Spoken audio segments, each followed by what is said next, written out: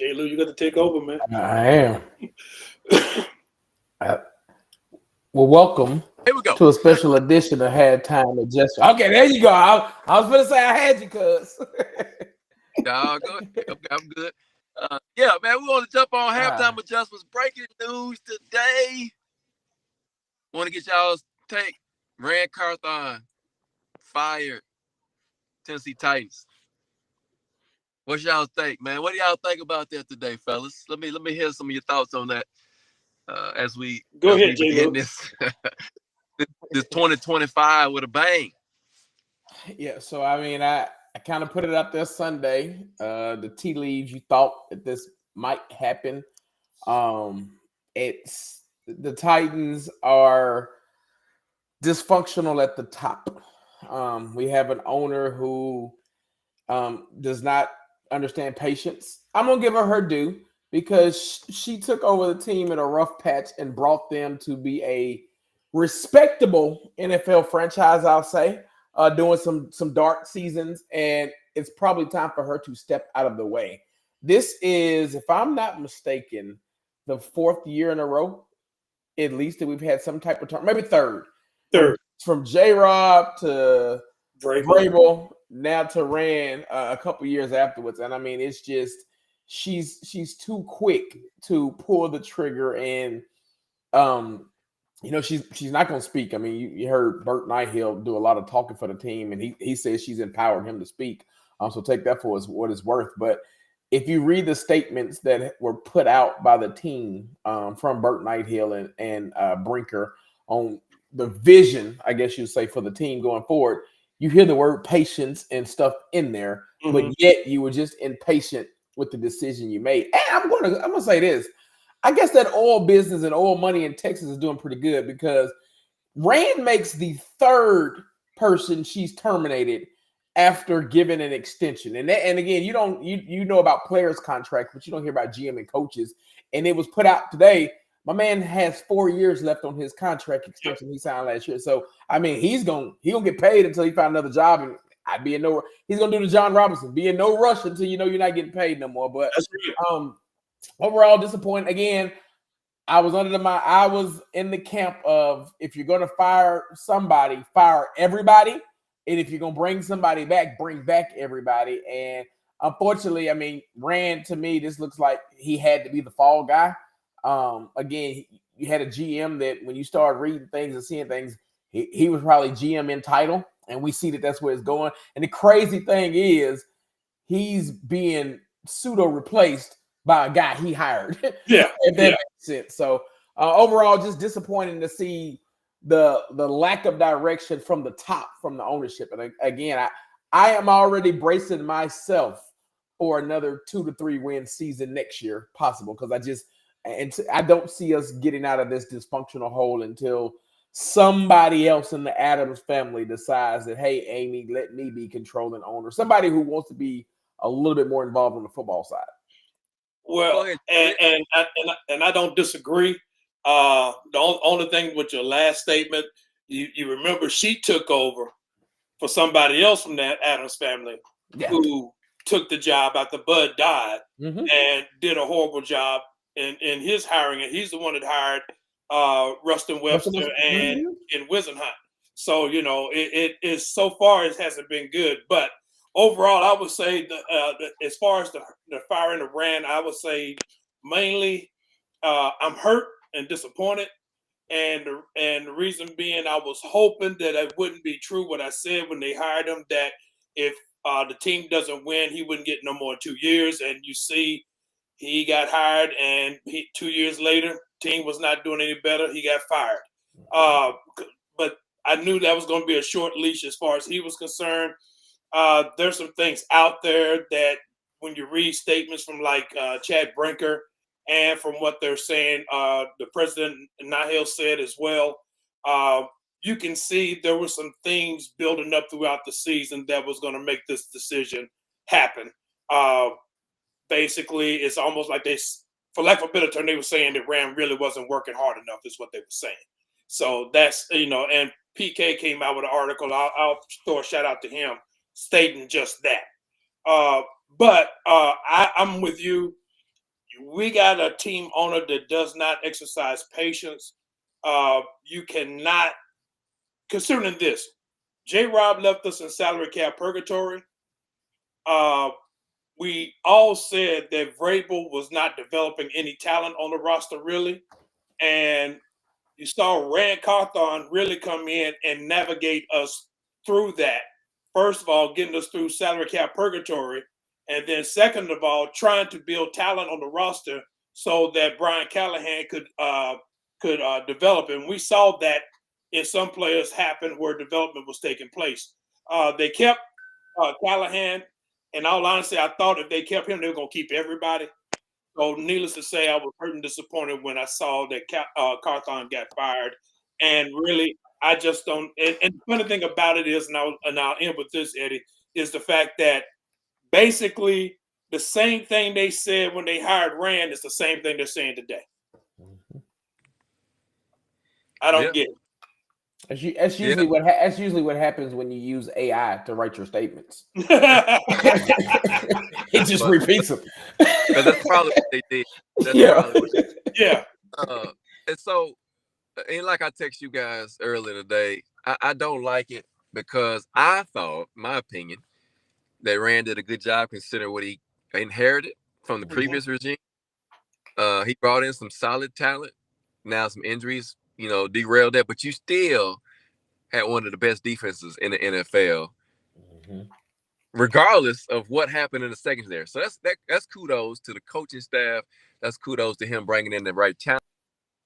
Even when you had to, bring guys up from the practice squad or sign guys to the practice squad, I just don't understand and for them to come out and say he was lazy. I mean, that's a report from somebody. I don't know if they said it or not. We don't know that for sure. But if that's the case, then that's tacky for me for them to even say something like that as a reason to fire him.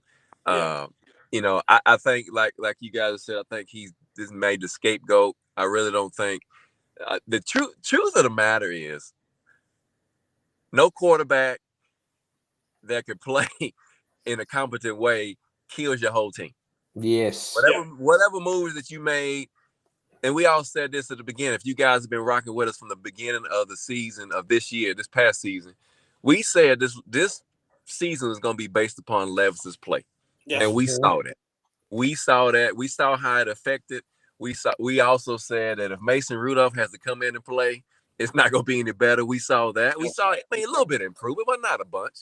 Right. But at the end of the day, you got to look at, and I know you guys probably saw it, but if you didn't, Will Levis kind of threw a little shade at Cali, saying he had more on his plate than what he was given.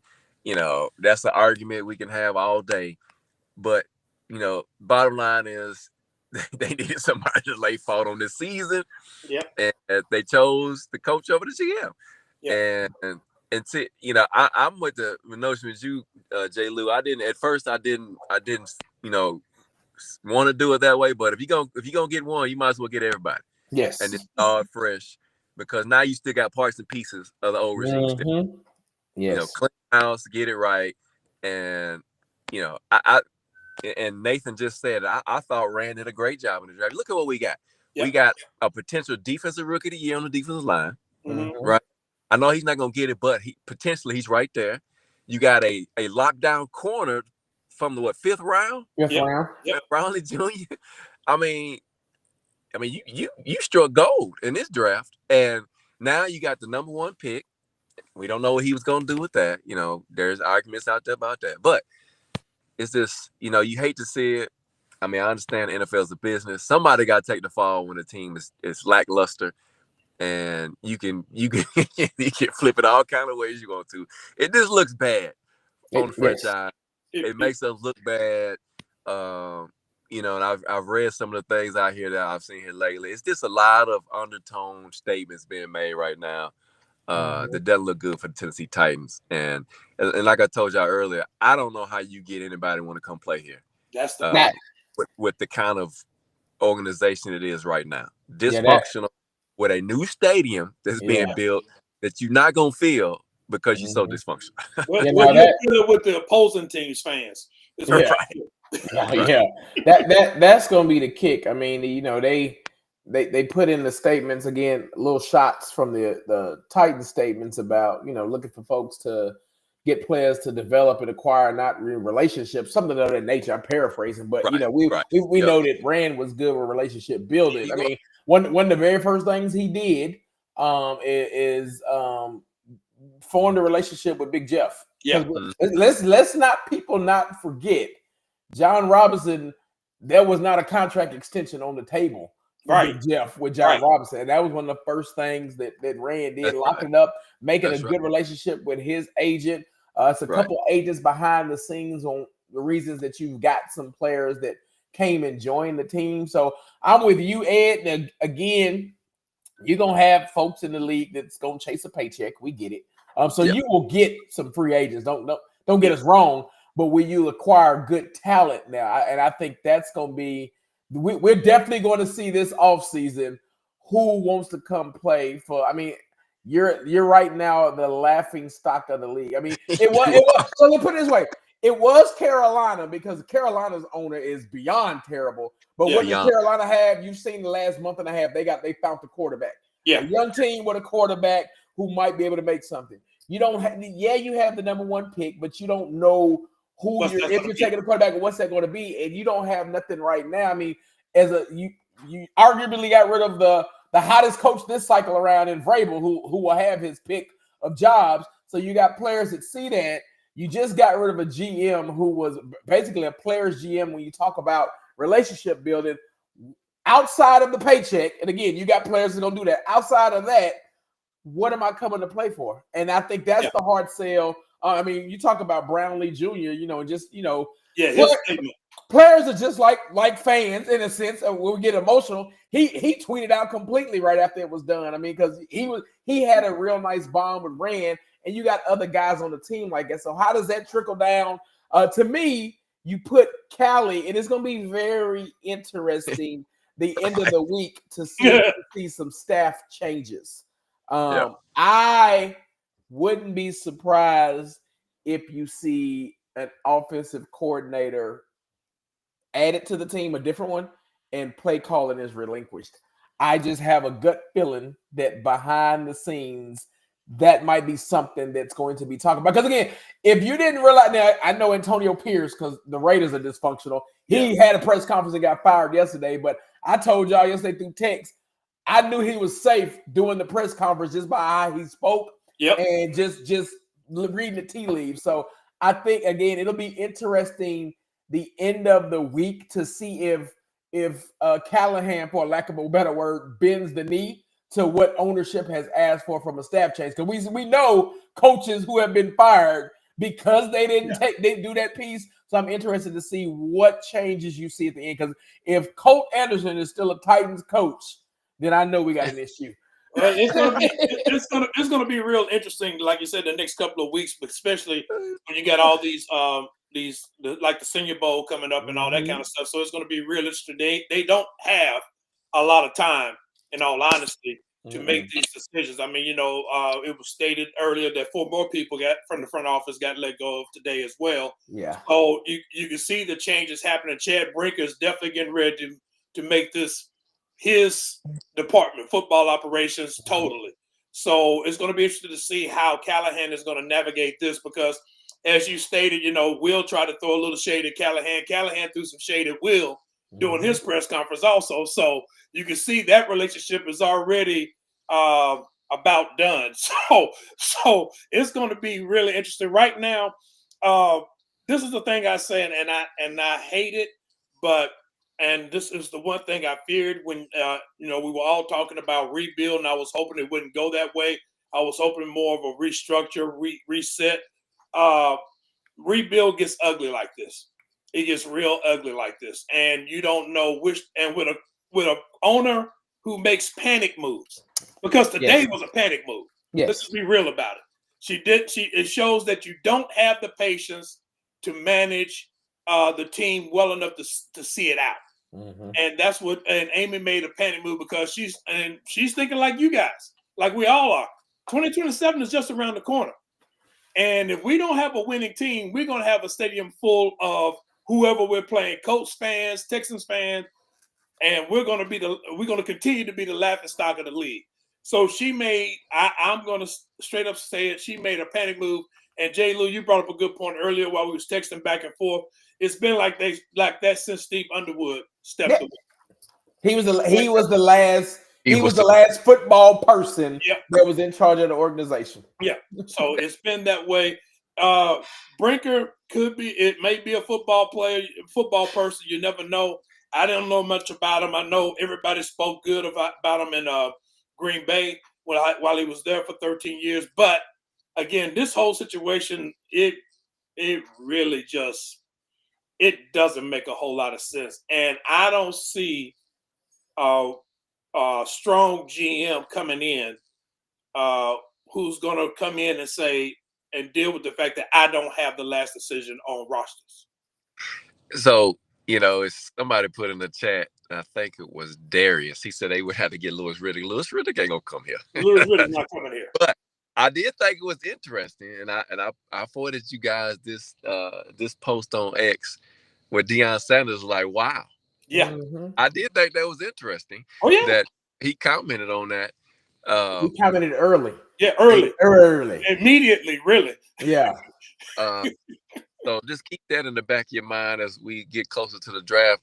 Carson says, what do we think of Amy as an owner? Seems that she's not surrounding herself with smart football people. I just don't think she understands what's going on either.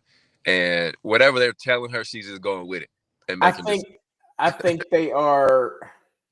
The stadium is the worst thing for them because I think they've turned it too much into a business, which I understand. I mean, it's her family's business. I get that. And that stadium, they're going to only play football in it 9 Sundays a year, possibly, but they get revenue from everything else. I mean, you can go ahead and almost bank it right now. The stadium opens in 2027. The Super Bowl is probably here in 2029 or 2030, and that's revenue and stuff for the Titans as well. So to your point, Carlton, I think she's got more business people who don't know football around her. And as we brought up about Steve Underwood, that was the last president because if you look at Bert Nighthill, who's president of the team now, you don't really hear him talking about football as much as he's talking about the business. Yes. And I think that's the struggle that she's going with. I will have one glimmer of, possible hope to your point about Brinker.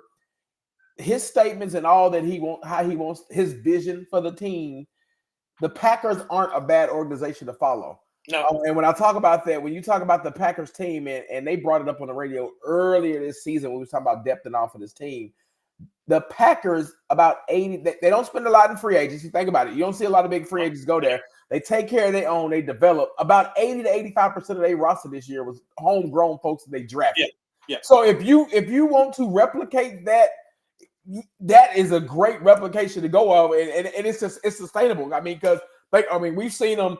They've lost generational quarterbacks and haven't had a fall off. Yeah. Per se. So that's the one glimmer of hope you got, that you hope that you can replicate something similar. But again, the wild card is going to continue to be how patient will your owner be in allowing another 4-win season or 5-win season, 5-win season. Well, here's the thing, and I said it last week, and I'll keep saying it. As far as the team is concerned, really, if they do sign a free agent, it'll be a QB, and it's got to be a QB who you plan on starting. Yes, because it cannot, and you got to look at it. And if you sign a QB, you plan on starting. You can get somebody. If you get an Aaron Rodgers, like I said before, you got to get Aaron Rodgers, the football player. You can't get Aaron Rodgers who's on Pat McAfee show every Tuesday. He can't be doing that. You know what I mean? He's got to be football all the time. And like I said, if Brinker's statement is to be believed, that's what his focus is. So my whole thing is you got to find a quarterback that can lead this offense because, again, as Eddie stated earlier, you got a defense and you got young talent on defense. You actually got some pretty good young talent on offense. You just have to have a quarterback who can manage the game well. Yeah. And we all know that. I don't care what Will Levis says. I have to agree with Callahan when it came down to Will Levis. He may have understood everything in the film room and in the quarterback room. he couldn't make it translate on the field. Right. And that's the problem. Now Will's got to look in the mirror and see and look at himself, because Will is the type of person. Somebody brought it up today. I can't remember who it was, but they brought it up. Said Will Levis is the guy from the movie Draft Day who none of his team came to his birthday party. Yeah, that's Will Levis. Yeah, and I thought that was hilarious, but it fits. It does fit. It fits. So again, with this team right now, we have got to. It's got to be about Amy exercising patience. Really, in all honesty, you have to stick with Callahan. In all honesty, you have to stay with him, because, I mean, you are now shown that you're just a panic owner. So you got to show patience on some way. So again, that's why I've been saying you can't go 1-3. You can't go 1-3 in September. Yeah. No, I 1,000% agree, because I mean you got to at least even it out 2-2, if not 3-1. Yeah, no, you got to be there, because you got to show that improvement, because again, you blew it with all of this, and now your fan base is teetering right to the cliff, and they're going to fall off. Yeah, if you come out and not do well. Now it's going to be interesting, because again, I mean, we'll go through the off season, we'll all be excited about the draft, etc. You know how we'll do. Oh, yeah. The thing is going to be interesting, though, to your point about the fan base and teetering and the optics. Let's see what that at week 1 home game, whichever week 1 or week 2, whenever you're on. Let's see what the stadium looks like. Yeah. Because that, I mean, if you just look, and again, take Sunday's game out of it with the weather. I'll take that one with a grain of salt. Yeah. But the 2 games before that, and we was there. The crowd, I teased my brother. I said the crowd looked like the COVID crowd. Yep. It looked like the COVID crowd. Yep. So, yep. And that's an optic that you don't want out there when you're trying to fill a building literally in the parking lot. So yeah. I'm with you, Brian Callahan. I mean, he's under a lot of pressure, and again, maybe that'll be good for you. And again, I'm not going to take nothing away from Callie, because I'm hoping that. At least one thing I can say about him as a coach, he's been open and honest. Yeah. So I thought the biggest thing you heard from his press conference yesterday, that he said he's got to go back and change from talking to the players. He's got to spend more time on the defensive side. Yeah. That was a ding, ding, ding, wake up. You and it goes back to what we've said all year. You got somebody who's never called plays, who's the offensive coordinator and head coach, but you're really not the head coach. You're just the head coach you're just the offensive coordinator with the head coach title. Yeah. If your players are telling you, hey, come spend more time in the defense, come spend more time with the special teams, that he's got to find a way to be that CEO. And you hope with after 1 year plan, I mean 1 year of coaching, figuring out how to call the games, etc., that you see that difference. Because I'm with you. He's under a ton of pressure. Yeah, he is. And it's going to be interesting to see how this all plans out. But again, like we said, I'm disappointed and hurt about Carthon getting fired. Unfortunately, I saw it coming. Mm-hmm. but we have to wait and see. But right now, this offseason, once again, last year we were more concerned about the coaching staff and everything. But this year we're going to be concerned about the scouting and how the free agent market is going to be. And it's going to be interesting, as you said, with his Green Bay Packer background, understanding that they did not delve into free agency that much. Mm-hmm. It's going to be interesting to see how free agency goes this time around. Yeah. And how they manage because he's all about, according to his statement, finding the right talent, making the right fit, and developing that talent. Yep. And then rewarding them by paying them. Rewarding them which is something that has not happened. I mean, no. J-Rob, for all the talent he did bring in here, the only person he re-signed, in all honesty, was Derrick Henry. Mm-hmm.